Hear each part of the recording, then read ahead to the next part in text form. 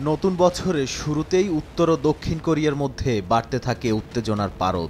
গেল ৬ জানুয়ারি মধ্যপাল্লার একটি নতুন হাইপারসনিক ক্ষেপণাস্ত্র পরীক্ষা চালায় কিম প্রশাসন। এতে উদ্বেগ জানায় দক্ষিণ কোরিয়া ও জাপান। এমন পরিস্থিতিতেই আবারও নতুন করে ক্ষেপণাস্ত্রের পরীক্ষা চালালো পিয়ংইয়ং।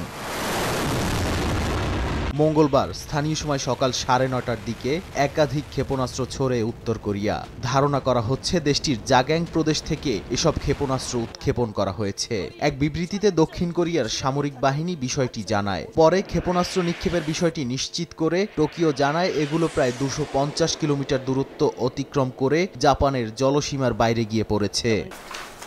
এদিকে ক্ষেপণাস্ত্র উৎক্ষেপণের ঘটনায় তীব্র নিন্দা জানিয়েছেন দক্ষিণ কোরিয়ার ভারপ্রাপ্ত প্রেসিডেন্ট চoi sang-mok। বলেন, এ ধরনের কর্মকাণ্ড জাতিসংঘের নিরাপত্তা পরিষদের নীতিবিরোধী। একই সঙ্গে উত্তর কোরিয়ার যে কোনো উস্কানির কঠোর জবাব দেওয়ার হুঁশিয়ারিও দেন তিনি। আমাদের সামরিক বাহিনী বেশ কয়েকটি প্রজেক্টাইল শনাক্ত করেছে, যেগুলো উত্তর কোরিয়ার জাগ্যাং প্রদেশ থেকে পূর্ব সাগরের দিকে উৎক্ষেপণ করা স্বল্প পাল্লার ব্যালিস্টিক ক্ষেপণাস্ত্র বলেই মনে হচ্ছে। আমাদের সামরিক বাহিনী উৎক্ষেপণের জন্য পর্যবেক্ষণ ও সতর্কতা জোরদার করেছে। সম্প্রতি উত্তর কোরিয়ার সর্বোচ্চ নেতা কিম জং উন পারমাণবিক অস্ত্রের মজুদ বাড়াবেন বলে জানান। একই সঙ্গে যুক্তরাষ্ট্র বিরোধী পররাষ্ট্রনীতি প্রণয়নের হুঁশিয়ারিও দেন। নাদিম মারজান, সময় সংবাদ।